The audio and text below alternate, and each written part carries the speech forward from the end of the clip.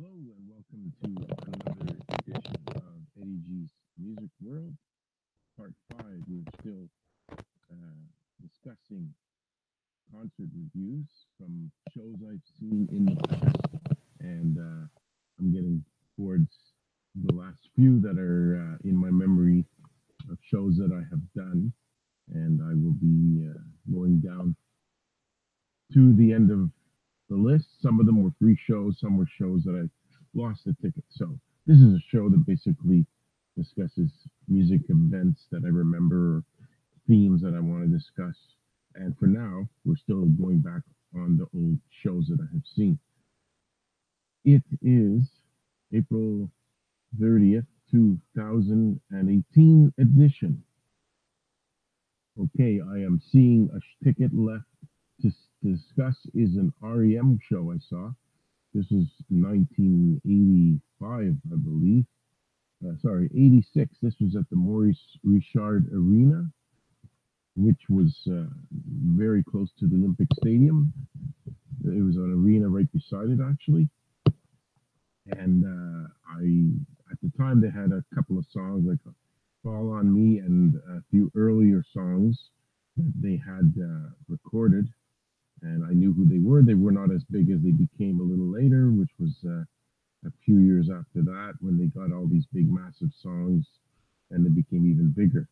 But when I saw them, they were just beginning to become popular, and there was still quite a bit of people at the concert. So obviously, the popularity of REM was well on its way. And I do remember liking that show. They reproduced well, although Michael Stipe's vocals are traditionally hard to hear. But that's basically the way Michael Stipe likes to do his vocals, where he makes it hard to understand what he's saying sometimes. But it's his style. I guess it's his right to sing that way. Since then, REM has pretty much gone the way of the dodo bird. I think they stopped recording, but I did manage to see them that day, and I was very happy I did. I see another ticket that I have here is Richard Nader's Magic Moments to Remember. Now that was I won those tickets. It was at the Metropolis Club, and it was 2004. And it's, as far as I remember, that was a lot of old bands from way back in the 60s and 50s and 70s. The Shirelles was one. They played all their songs. The Contours. I think it was another one was Lou Christie. He played a few of his hits, and there were others too. I think Duke of Earl, whoever did the Duke, Gene Chandler, he was there too. So it was fun to see some old bands. They put on a pretty spirited show for charity, and I see the next one was a ticket I also won. It was not a fun show for me. It was Gordon Downey. He was the late. He is now the late singer of Tragically Hip, and I won those tickets. But he did a kind of dull show at the Spectrum of Montreal.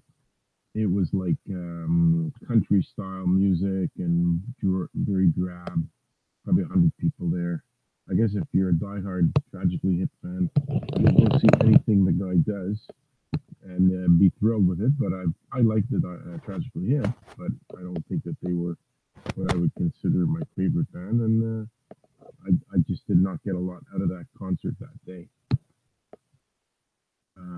Another show I saw, which a show was very enjoyable, was Trooper. They were a band that I saw them in 2003 at Bourbon Street West. Now, this is a band that had quite a bit of popularity in Canada, and at that point, it was way past their prime in 2003. They did have a bit of a hit called Raise a Little Hell in the United States, where they play it at hockey arenas. I hear it sometimes. And that was a fun show. They reproduced their music well, and there was pretty good crowd there, and everybody enjoyed it, and it didn't disappoint as far as that's concerned. So that was fun to see back in the day in 2003. The next group of shows I'm down to discussing is the free concerts I saw. Some tickets, I don't have the actual ticket stubs because either it was free outdoors where anyone can show up, or it was in some cases tickets that I lost. And here's the first one on my list was a Styx concert. It was about 1990. They played in the Place de Nation, Man in His World. It was free, and I remember going by Metro, and it was the only time I did see Styx with Dennis DeYoung and Tommy Shaw and all the other current members there, except for Gowan, who replaced Tommy Shaw. So that's not easy. You can't see Styx with Dennis DeYoung any longer, since it's been about almost 20 years since he left the band, not through his own decision, but he left the band, and he was ill and he wanted time off. They didn't want to wait, so they hired Lawrence Gowan to replace him. And then I think there were overtures, of course, for him to come back, Dennis DeYoung, but that was not ever done in all these years since. So Gowan's still there. One of the earliest shows I saw in my life, I was about 17 years old or 16, was the Pink Floyd concert at the Olympic Stadium with the original band, pretty much. And that was free because me and my friend went to the stadium, but we couldn't get into. The tickets were sold out. We couldn't find anybody that was scalping, or we didn't have any money. I forget the reason, but we saw some people going through the doors, and we went in with them. It was like they broke through the doors, and I joined in with my friend, and we were sitting pretty high up in the Olympic Stadium, but we still got to see the concert. It was promoting the Animals tour, and I remember the Animals, the blow up. There were animals blown up like balloons, floating around the Olympic Stadium. That's some good memories from back in those years. We saw another show. We kind of saw I kind of saw the Tea Party once. It was Chris Martin on a big video screen at some kind of Canada Day celebration. So, is that a concert I saw, or is basically he wasn't there? But technically, it's a concert that I was somewhere to see. It's just that he didn't show up. He was in another country and he broadcast it. But technically, I saw it, and it was an outdoor show with the big screen. And he did a lot of the Tea Party songs. So, excuse me, that's kind of like an asterisk concert where you're kind of seeing the concert, but really kind of not seeing it. Here's another one that I saw. Paul McCartney, which was the free concert in Quebec City in 2007. I got a carpool lift to go down to Quebec City, and it didn't cost me money to go in the show because it was free, but I had to pay the guy about 50, 60 bucks to drive me there, and two other people, and then drive me back.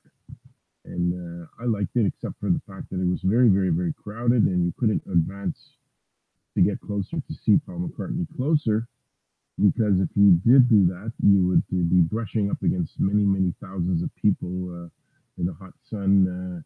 You're squeezing by all these people to get closer. You would have to endure all that discomfort in order to be able to see a concert closer than you would like. So I just stayed pretty far back and got through it. But it was the fact that it was uncomfortable to sit through all these, standing up and all that.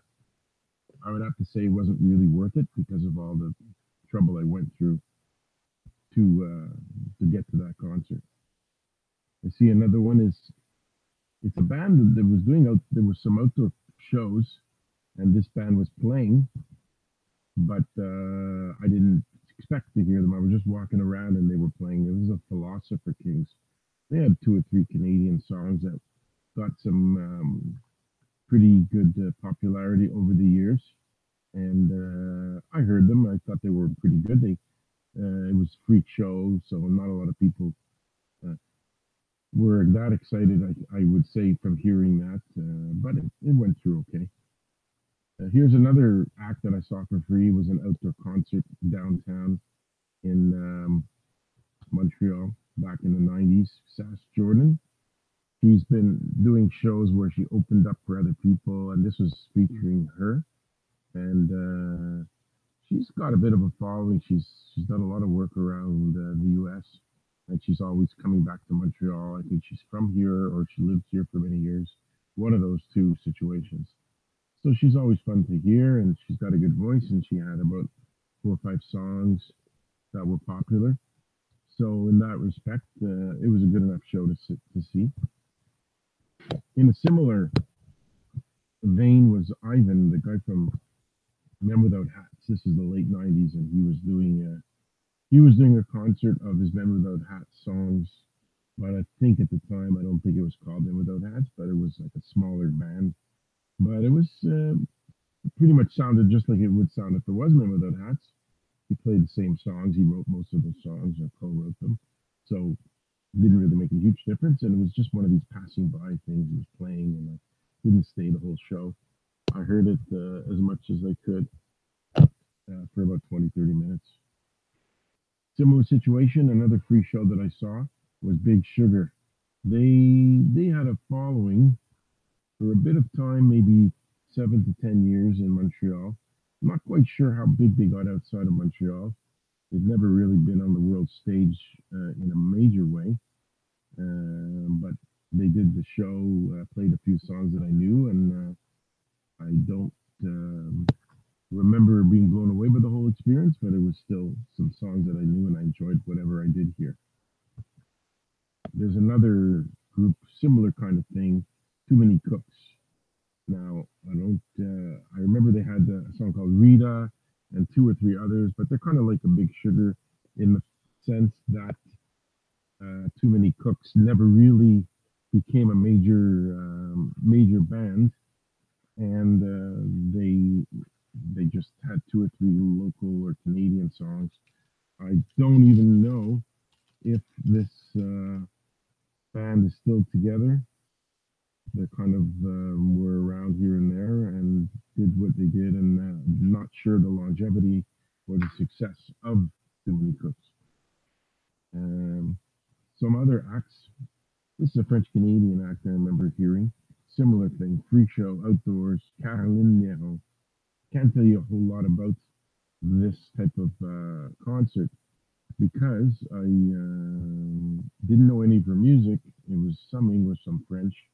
And then, I got through it and it was okay, but it was nothing too memorable. Similar thing, the next one on my list is, forget his first name, but it was Lapointe was his last name. He's Eric Lapointe's brother. I can't remember his first name. And he was doing the show around the same time as the Caroline Néron show. I think it was the same day.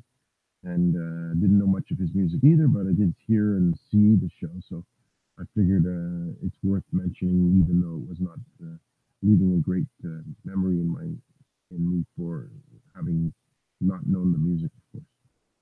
April Wine, there were a couple of shows from them that I've seen. One was completely free, and one was a ticket I won to see them in the Bourbon Street. So the free one was in a park somewhere about 20 years ago.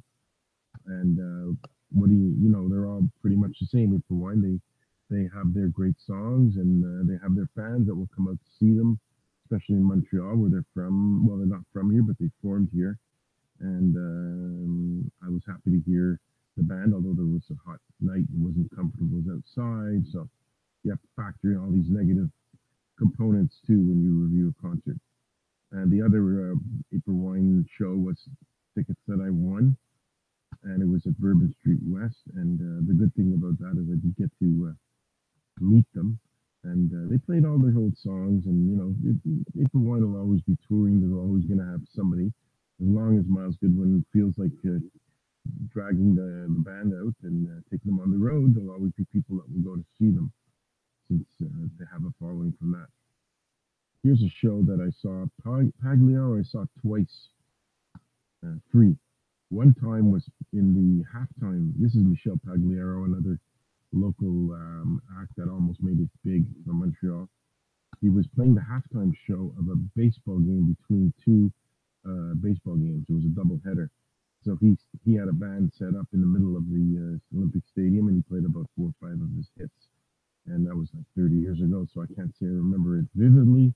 But Pagliaro is another example of a popular local act that never really seems to let down. Okay, the second time I saw Pagliaro was on the street, and two other bands were doing a free show at the same time, like one after the other. The other one was Glass Tiger, and they had a it was on Crescent Street, and they played all their popular songs. I just found out that they're reforming for another album, and they uh, they they were worth watching. I did enjoy it, and there are four or five other songs that I didn't know as well. They played too, so they had a lot of. They went deep into their catalog to do the show that day. And Honeymoon Suite is another one. I have seen them before, two other times, but this time was the free show, and this time it was the outdoor free concert. And again, they didn't charge us, but they did get paid for their performance, I can guess. So even though I didn't get paid, they did. But they did a good job, and I don't have any issues with how that show went down. I'm pretty sure that brings me to a close of the concerts that I've seen. I would say that it brings me to some off the cuff memories of encounters of rock stars will be my next segment, even though the heading of the show is Rockstar Reviews. It's turning into a bit of a memory of meeting rock stars too. I was at an Asia concert in 2010, and I met Jeff Downs, who was the keyboard player of the Buggles, and also Steve Howe I met, which was the guitarist from Asia, and obviously from Yes. So I had a long chat with Steve Howe, talked about music, told him I'd heard a Tommy Shaw version of I've Seen All Good People on YouTube, and he was interested to check it out himself. He was pretty down to earth guy. He had his own white Cadillac parked right beside the Metropolis. Then it was a little easier to have access to these rock stars, but nowadays with security going up higher lately, they don't like people hanging out outside the building and waiting for rock stars to come out like I've done.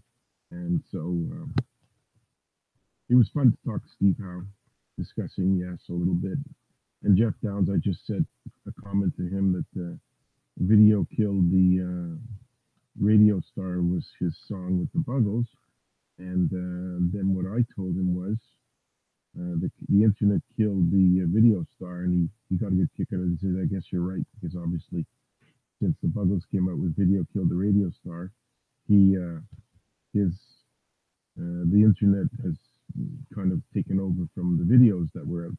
So he liked the transitional comment that I made about observing the changes that happened, and maybe a bit of he kind of went along with what I said and agreed.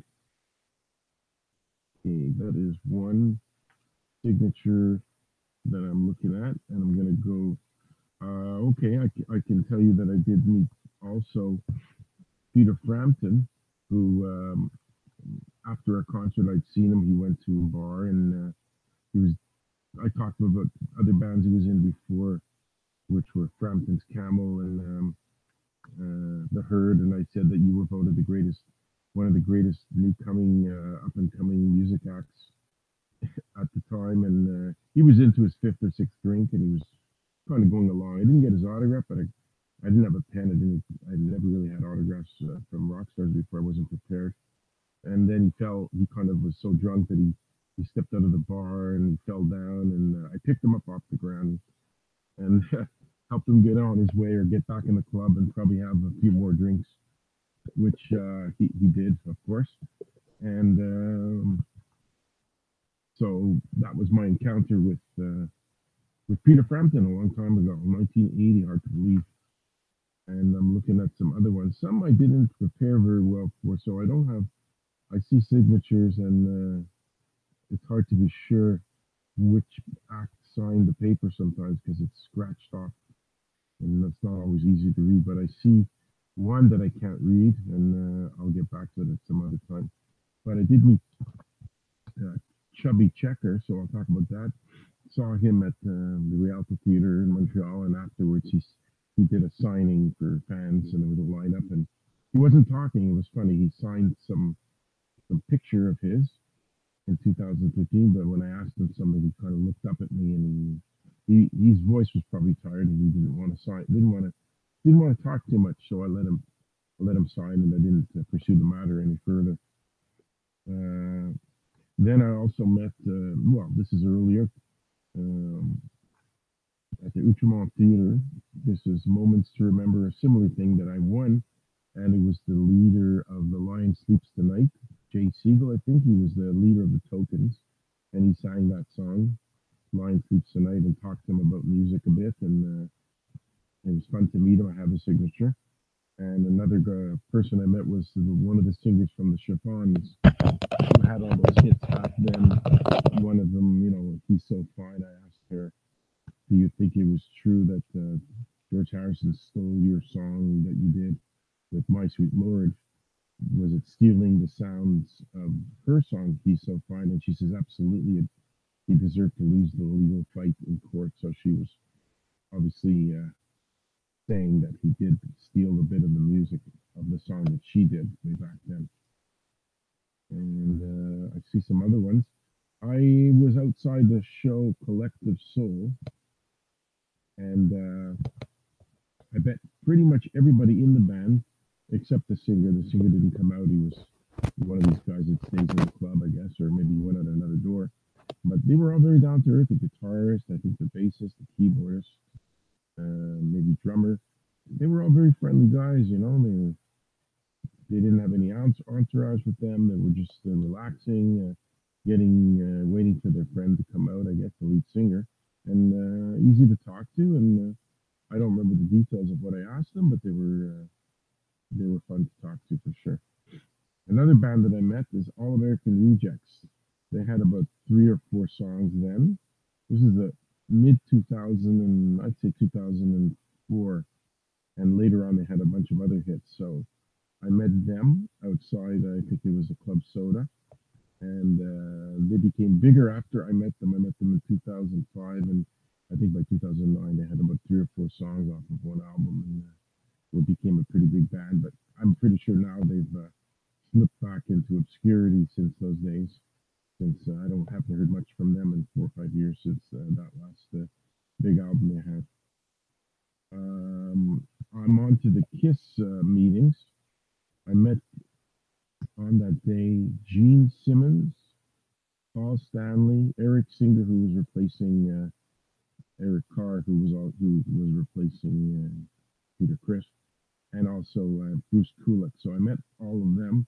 I made a couple of comments to Peter. I said to Paul Stanley, I asked him if the band celebrates Passover, and he says, no, but he's trying to convert them. He was a pretty friendly guy. Eric Singer, Bruce were pretty nice. This is at an HMV record store I worked at, and they appeared at the store.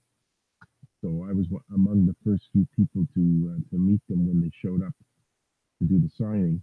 And Gene Simmons, he was kind of grumpy. That's what I expected, really. He didn't seem like he wanted to talk. He gave me kind of a negative face. And I had spoken to him years earlier on the Larry King show, and I tweeted with him. So he interacts a bit, but I guess on that day he was not in the mood to deal with the fans that he had to be there, and it didn't sound like he wanted to be there too badly. Okay, I see this is somebody I worked with. Their husband was in the band called the Beaumarks, and they had the song Clap Your Hands, which was big in the early 1960s. So he was a drummer on the record or something, but I met him, so he signed a paper. It was interesting to talk to him. He didn't know, he said he was on the session, so at least he was connected to the song. The Beaumarks were not really a big band for too long, but they had that one song. Then I see the guy whose name always seems to disappear from my brain. And I got it, Paul Dean. I met Paul Dean outside of the Loverboy concert I had seen in 2005. He was he still is the guitarist for Loverboy. And so I said, hey, Paul Dean, and can I get an autograph? And he said, yeah, come right over. And he did give me a fax signature, and I gave him a couple of comments about music or whatever, a very fast discussion. And That was that autograph. I had just seen the band in the club, so it was easy to find the guy. I'm looking a little bit further down. I met a member of Ron Thigh. He was a member of the Guns N' Roses band, like in the 2007, I think 2000, no 2006. This is before they reunited.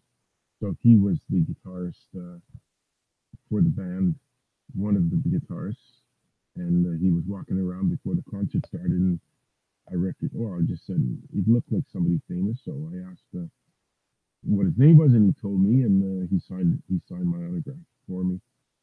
Then I see I've also got. I remember meeting Gino Vannelli.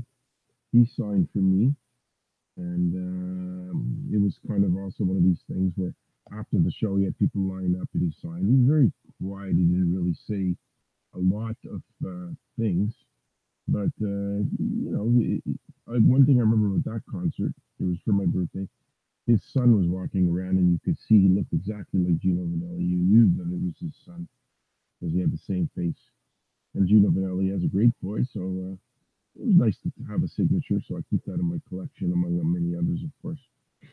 And I see the Lou Christie autograph. I came into the bus after his show was over, and he was nice enough, and I met him. Went in and I talked to him and told him how he had some great songs. And he was very friendly. He signed a 45 I had of Lou Christie and a piece of paper, and he was quiet. There was no one else around, and he was a friendly guy. And I see I'm looking at the next one of those mystery signatures where here it is, Carol Pope. I went to an in-store book signing. She was looking to sign books. She had written her autobiography, and I don't think she was very thrilled to see me there asking to her to sign a paper instead of her autobiography, because obviously she's not making any money if she signs one of my papers. So my friend that was with me at the time said he thinks she was saying some very vulgar words when she signed, and she didn't sign the name. Or I can't tell. I've never seen her real signature, so she didn't look too thrilled to have me bother her to sign something that she wasn't making money on. That's for sure. And I come across the Shirley Alston Reed signature. I said to her, Shirley, she's the one from the Shirelles. I said, Shirley, here's a list of all your hit records. She says, let me see that. And she was interested to read them all off of paper, and then she signed my paper. Gene Chandler, that's the signature I mentioned earlier. I see that one here. He's the one that had the main hit, Duke of Earl. Big guy. Came out all dressed up fancy, and he signed. That was the oldie show I had won tickets for. And now I come across the entire April Wine signatures that I got. I know it was Miles Goodwin. He had a hit song where he used a bit of like beats from a Beatles song and a Rolling Stones song, and I asked him if he had to pay royalties, and he said no. But as he said it, he looked really mad that I asked the question. So it wasn't fun at that point because I could see he wasn't in the mood to talk. And I was brought in by I forget the name of the bass player who since passed away. He's the one that when I saw the concert, I said to him after I saw him walking around outside, I said, "Can you get me to meet the rest of April Wine?" He said, "Sure, come with me." So he signed, and then after that, that's when I realized that he wasn't too thrilled to be bothered by people. But the bass player that brought me was a nice guy. He didn't seem to care, and I can't seem to find his name now that I'm Tench. Was his name Tench? Jim Clinch. That's it, Jim Clinch. He was also in BTO, and he's the one that got me to meet the rest of the band. And there was other people in the band too that signed, but I can't make up their names because the problem with signatures is if you don't write down who's the person that signed, what happens is you look back later on, and then it doesn't refresh your memory that well. By the way, you're listening to Eddie G's Music World, where I discuss music of all kinds. It started off as a show of reviewing old rock concerts I saw, and since I only had about 15 left or so, I have to blend it into the autographs of famous rock stars that I've met. Next on the list is the Kinks, Ray Davies. Saw his concert and was kind of not that great to me because of a lot of obscure songs. And then I met him afterwards, and I recounted a story as that when my sister, I had to do a show and tell in class. They asked us to bring in something and discuss it. I brought in a Kinks record called Lola, which was about transvestites, and I played it for the class, and my teacher pulled me aside and gave me hell, saying, "Why would I bring in a record about transvestites? Why should I? Why would I do such a horrible thing?" And then I explained. My sister told me to do it. I told Ray this story, and he got a kick out of it. A big smile came on his face. Don't forget, when I tell these stories to rock stars, I have about 15 seconds because there's like 20, 30 people like hovering around the guy wanting to get an autograph from him. So I've got to do it fast. And I told him the story, and he seemed to marvel at the fact that I got in trouble for playing one of his records at school when I was 10 years old. Okay, I see another one that I'm looking at of a concert I have seen was ABC, the lead singer. He was extremely nice, Martin Fry, and we saw him at a club in Montreal, the Medley Club. He played for 100 to 200 people, and afterwards he posed for about 10 other people like me and other people there, and he signed an autograph, and I kept that, and I think there was another guy that signed. He was in Rod Stewart's band, he told me, but his name escapes me. He was not as big a name himself, but he was in the ABC group that was there. Let's see what's next. There's quite a few here. Let's see if I can remember who these people are. Wow. Maybe it's more ABC band. I don't know. I can't recognize the signatures. And it's on a page with other signatures. Maybe it was Todd Runyan's band. I think that's what it is. Because I met Todd Runyan and he did sign a paper. And there were other members in the band. They must have signed too, but I can't read the names. But when I met Todd Runyan, I told them that I said, you pretty much raised Liv Tyler's daughter, right? I mean, Steve Tyler's daughter, Liv Tyler, because she didn't know who her father was till she was 8. She thought it was Todd Runyan because Steve Tyler didn't even know that was his daughter. And he said pretty much, and then he was off. But Todd Runyan didn't have a lot of interest to talk either. But he did answer my question that he kind of raised Steve Tyler's daughter, not knowing that Steve Tyler was his daughter at that time. Or maybe he knew. Who knows? I saw Alice Cooper another time in the Piazza Denis. It must have been around 2006 or 7. But it wasn't Alice Cooper that came out. He was very careful to not let too many people get close to him. But I think a bass player or guitarist came out and he signed something. And I said I would have liked to have met Alice, but he wasn't easy to find. I did not get to meet him. Okay. I'm looking for more people that I have met. Oh, here's a guy. I never saw his concert, but he was doing an in-store signature session of autographs in the Montreal Gazette building, like HMV was the record store. And James Blunt, who had the song It's Beautiful and a few other ones. And it was mostly women because I guess women find him very attractive. And at the time, he was still a very, very popular guy. He still is. He still has a following. And I don't remember what it is that I said to him. I said, I think you have a great voice and I admire your talents. And he signed the paper and that was the end of it. But I mean, the guy did pretty well for himself. So he's a pretty big celebrity too. Okay. There's another one of these illegible. I got a couple more here where to Edmund, all the best. I can't read who it is. That's the problem. There's a few of them like this. I just got 3 or 4 in a row. I have a feeling it's the meeting of Brian Ferry because it's right next to a ticket. But I can't be sure. But I did meet Brian Ferry, and it was after his concert. At the afternoon, I waited about 40 minutes in the rain, and he came out and rolled down the window of his van that he was in, and a couple of words were exchanged, and it was still fun to meet a great legend like Brian Ferry. So I'm just going to assume this is the Brian Ferry signature. But like I said, it doesn't say the name of the act. I can't make out the words. As I keep looking through, I'm going to find another interesting signature to discuss.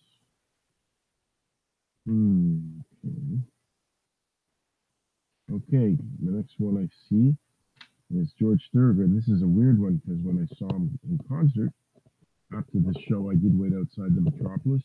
He did come walking by, but his manager had a very strict rule. He said he'll sign it, papers for you, but he doesn't want to talk to you. He doesn't want you to talk to him. Just give him something to sign. He'll go in the bus, he'll sign it, then he'll pass it back to you. So that was my exchange with George Thorogood. I guess he has a ritual where he doesn't want to be bothered. And, so he did just that. He went in, he signed, and passed it back through one of his helpers, and I got the autograph. But no words were exchanged. Here's a similar one where it was a non-autograph, but there's a good story. Ace Frehley from Kiss, the only non-original member. The only original member I did not get a signature from. 50 people were waiting outside his solo show at the Metropolis Club. And at the end of it, he just brushed by me and everybody else that was standing around with pens, papers, cameras. And they went in his little van, and that was it. I could not get him. Although a friend of mine found out what hotel he was staying at and actually says he went to the hotel. And he met him and got an autograph there. But I did not get that lucky. I tried to go looking for him, and I couldn't find him. Let's see what else is in store as far as concert or major, rock star encounters.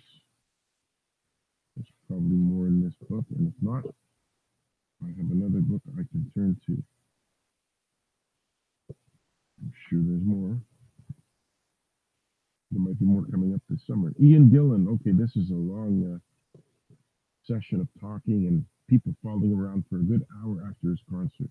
Ian Gillan is the lead singer of Deep Purple for many years, and I met him after his solo concert, which is he was also another good dull show, but he did sign things. I talked to him about a concert that Deep Purple had to cancel in Lebanon because of the political instability. He was friendly. He talked to everybody outside the club, and literally there were people following him around, clinging to him, and couldn't get rid of him.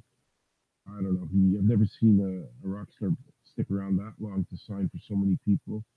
And eventually I left because didn't want to spend 2 hours in an alleyway. But he was very nice, very friendly for a big rock star. More friendly than most people. I did meet sports stars too, but I'm sticking to mostly a music-related show. And trying to see, I'm sticking to one book. I have 2 books of autographs, so I'm getting towards the end of one book. Okay, baseball people, hockey people, a lot of those. I guess Honeymoon Suite, I have a written Johnny, so I must have met, I don't remember that clearly. I think it was the lead singer or the guitarist of the Honeymoon Suite band that I had seen one of the 2 times I saw them at Bourbon Street West. I think that's the one that I got the autograph from. And next I see Nazareth. Okay, I had seen Nazareth as my first concert in 1974 with Mahogany Rush and, sorry, not Mahogany Rush, Rory Gallagher and Nazareth, which I forgot to mention on the pre-concert. It was the last one on the list. So my first show was Nazareth. And I had suspected they did This Flight Tonight, they did some backing. They had a tape playing for some of the vocals of that song. So then I see them live 2000, which was 26 or 36 years later. And I met the lead singer, who's no longer with the band.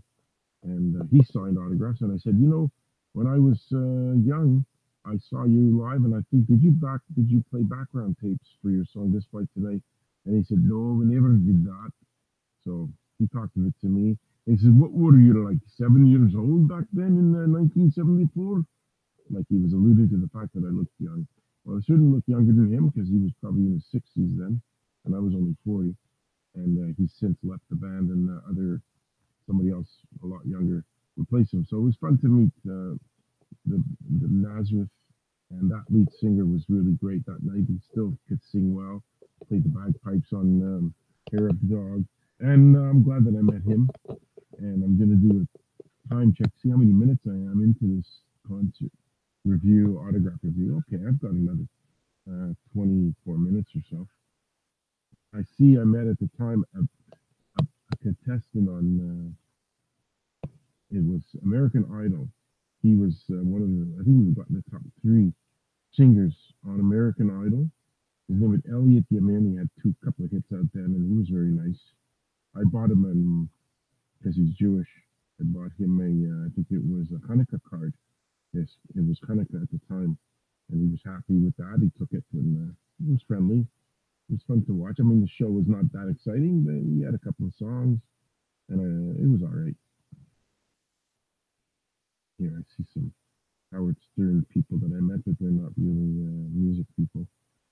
Okay, I met way back when I was working in college radio. The band Spoons. Was interviewing them and everything. So I met the Spoons, who had 2 or 3 songs in Canada, and they signed some papers for me. Bass player Sandy Horn. Then I see the guitarist. Can't read Rob something. Some other people signed with making faces on paper. One of those forgettable guys. I can't remember his name. I can't read the name. But this was back from those days, early 1980s. And I also met Billy Bryan, the drummer from the Parachute Club, and that was also 1980. They had a few songs, plus the singer. I forget her name. I'm reading it, and again, it's another example where I can't read it. But I actually called the guy from the Parachute Club like 20 years after I met him, and he was busy. I found his number in the phone book. He didn't have an unlisted number. And he says, "Call me back. I'm very, very busy." But I don't know if I bothered him again. Liz Fair, she had a couple of songs in movies, soundtracks, and she was signing for a lot of people in the crowd. So I gave her something to sign, and she signed it. It was a good show. And the Divinyls, after the concert, their big song was "I Touch Myself." I went backstage and knocked on the side door, and she came out, and she looked pretty messed up a bit, but she signed. Christina Amplet, she has since passed away in the last 10 years. So that's pretty sad, but I got to meet her at least. And I have some other low ranking signature from someone I can't read. I was in Florida, and there was a piano bar, and I was there, and this guy was playing piano and singing, and he said he was with Harold Melvin and the Blue Notes. And I can't read the name, Jake something. And so I asked for his autograph, and he gave it to me. That was nice of him. Okay, boy, another ineligible autograph, which I can't read, so I will not read it.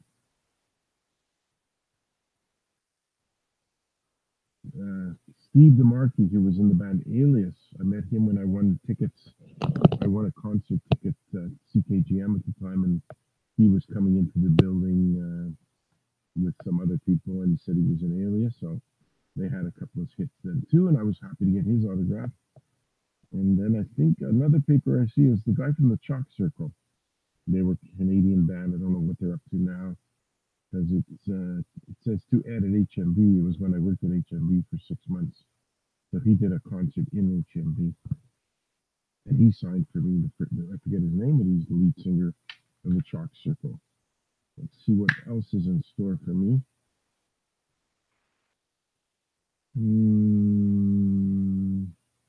Michael Shankar. I met him very recently, actually. He's the guitarist from UFO at some point, and he has solo records too. He's even in the Scorpions for one album, and his brother is still in the Scorpions. He was a very happy guy. He was outside the Club Soda, where I've met a lot of these rock star types. and he didn't give me a lot of time, and he signed. Another day, I had seen Peter Criss from Kiss live. He he the people who were left at the concert, it was at the Brick in the early '90s. He stood around for a while, and he signed all the everybody's papers that came up to him, and he was friendly. So it's funny, Ace really had a lot of people to sign for, and he didn't want to sign anything. But Peter Criss is in the same situation, a solo show, and he signed for everybody. So maybe that tells you a bit about he's really not that interested in signing autographs. I was eating pizza once, and next to me was the guy from the group called The Box. They had a song called Closer Together, and I recognized him, and he signed for me at the pizza restaurant. That was also late '80s. And then I've got a couple more here. Cannot read them. Here was my earliest and most famous rock star that I met was when I worked at Shome as a volunteer for the music research department. John Cougar came into the lobby, and he said, "I'm here for the interview." And he wasn't a big star yet. He was only had one song, and yeah, he was exciting guy to meet. I mean, he became a massive star after I met him. So I have this autograph. I need a lover that won't drive me crazy, John Cougar. He signed it, and I kept that all these years later, 38 years ago. And he told me he was in town to do a show, and I didn't go to the show. I wish I did, but I did get to see a couple of years later on.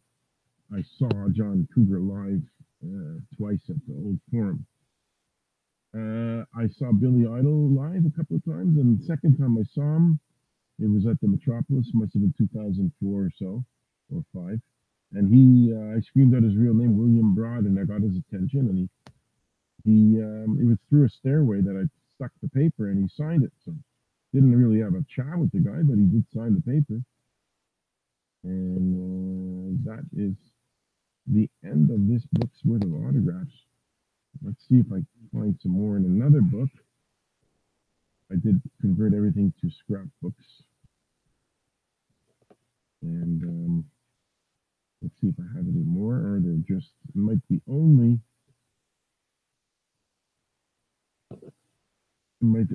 sports related memorabilia that I have in this one, which means that I got through the show and I'm run out of autographs to discuss. So here's another one. Oh, here's the autograph of Roxy Music's Brian Ferry that I'd already mentioned earlier on. And I do have some more autographs. Let's see who these people are. Okay, comedians.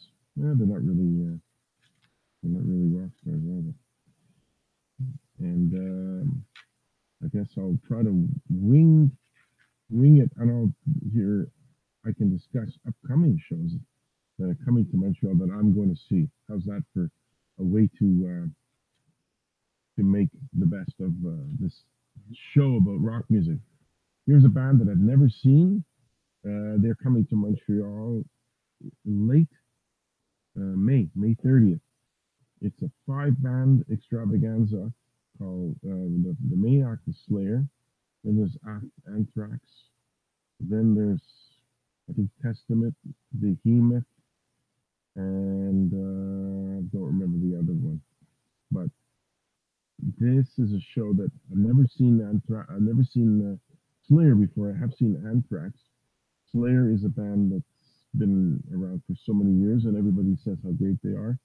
And I've heard them. They're a bit heavy, a bit hard, a bit aggressive type of music. But I guess I will make it a fun day and go out and see all 5 of these bands coming to the Laval Bell complex in Laval, which is at the end of the month of May.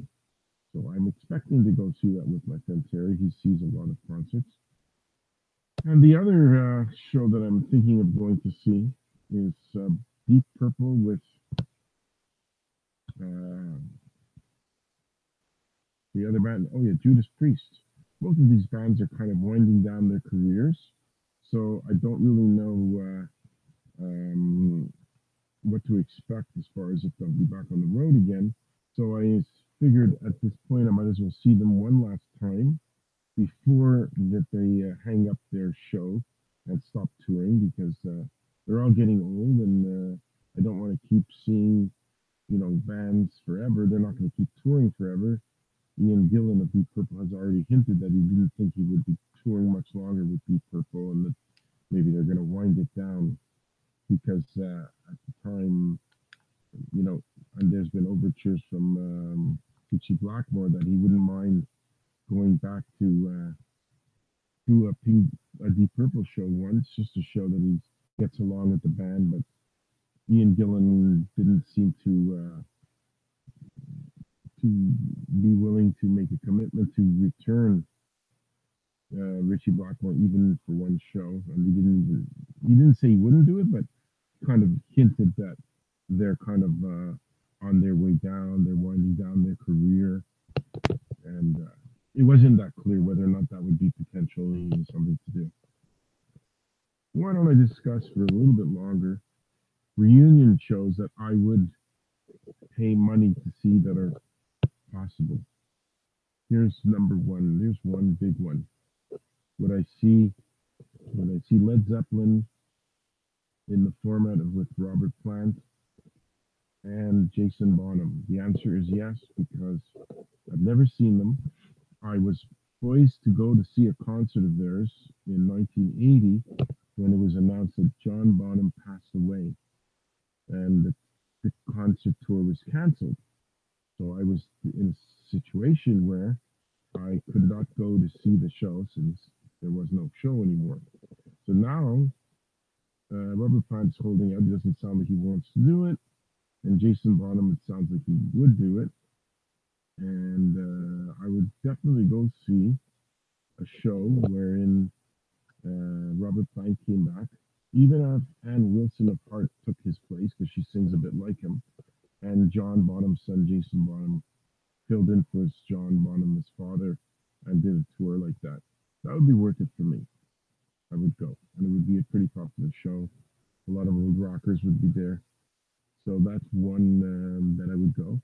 Then there's the other popular rumor, not rumor, but hope that many fans have, that the Pink Floyd would reunite with Roger Waters and Gilmore and Mason and whoever else they would get to take over other instruments that are used. Again, it's another one that I would definitely go to see. It's because I have seen them way back in 1976 with those members, with Richard Wright too, who passed away. And I would go to see the reunion. It would be quite an event. And I don't think that's happening either. These are shows that aren't likely to happen, but they could. But if they did, I would go. Another one on the list would be Deep Purple with Richie Blackmore again. That would be fun to see the original guitarist. I did see him in 1984, I believe, or 5. So if they would have him back, I would prefer that than to not have him do a tour with him. But that's another unlikely event to happen. That's not likely to happen. And they're still touring without him, and from what I've heard, he's got quite the ego, and he's not an easy guy to get along with, and maybe they're just not in the mood to have him in the lineup for any great length of time. Another band that splintered off would be Supertramp, where Hodgson and the other band members don't see eye to eye or talk or want to work together anymore. But if that happened, definitely be worth to hear the whole band instead of doing what I did, which is hearing like Supertramp without Hodgson, or Hodgson without Supertramp, which isn't the best scenario. Here's a fantasy band that I don't think would ever happen, but would I go? I don't know. It would be kind of interesting. The Beatles with the 2 original members that are alive, meaning McCartney and Starr, not Pete Best, who technically wasn't an original. So those 2, with the children of George Harrison and Ringo Starr. So Zach Starkey and Danny Harrison, both of which are great. I don't know who Danny is. I've never heard him that much, but I know he is a musician. Um, Danny Harrison and Zach Starkey, who is the drummer for The Who. So would I see that? I probably would go just because of the freakiness of the whole thing. It would be a bit of a spectacle to see a band that was that huge, and you'd get two original guys plus two kids of original guys. This isn't even a rumor. This is me speculating on what I'd do if that show ever happened. And I guess I would go just because you wouldn't be able to. It's not a concert tour that would ever happen, but it would be something that would be weird in its own way, and I think that would be fun to experience the grouping of all the different parts of the band, meaning the two members and their kids. So would I see that? Yeah, I guess I would. I'm trying to see what other items that are important. Maybe something else that's going on in music that everybody's always saying, like, who's the best metal band? Everybody says it's Metallica. I'm not so sure that I've ever been a fan of saying one band is the best in a genre and the other bands are second best and going down the list type of thing. I think it's subjective. If you like a band, you like a band. There isn't a best band of any kind, in my opinion. This is only my opinion. You're listening to Eddie G's Music World for April 30th, 2018, and I'm just discussing things that I'm thinking about that are on my mind to end off the show. So that's one issue. I don't like whenever there is some kind of best of the best band in a certain milieu or genre. Don't appreciate. I don't like to rank those things. I don't like to rank the best song. I don't like to rank the number five song versus number seven song. It's all music. When music is good, it's good. It's bad, it's bad. But to throw it up on a top 100 of all time has never been something that I appreciate. But I know that people need to fill up magazines, radio shows, TV shows, so they can look for some topic of discussion. And over the years, that has been a very, very popular type of discussion to have. But I mean, what are you going to say? What's the best ballad? What's the best dance song? It goes on and on. What's the best punk song? Even Sirius Radio, they break down their styles of music by channel. So what they do is they pick a style and it's on one channel, and another style is on another channel. And then they have channels where they mix the styles together called blend and bridge. And what? It makes it for fun listening that when you tune into a certain channel, what type of music you're going to get on that show.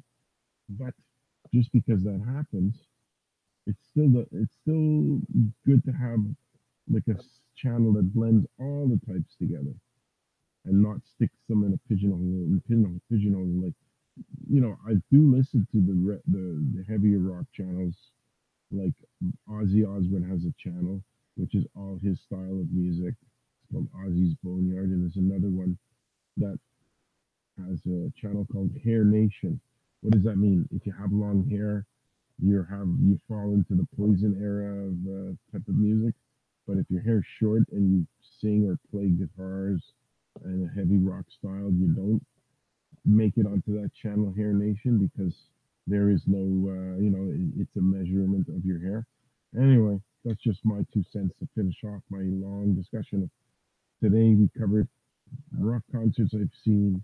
Then we split it off into autographs of famous people, and then just overall discussions of reunion groups, tours, breakdowns of channels. So with that, I'll end the show, Eddie G's Music World, for another week, April 30th, 2018. I will come up with some interesting discussion for my next show. We will see when that will be. I appreciate if you like the show, that you like it, and then you subscribe to it. And I'll be happy to talk to you again in a few days' time. Thank you very much. Take care.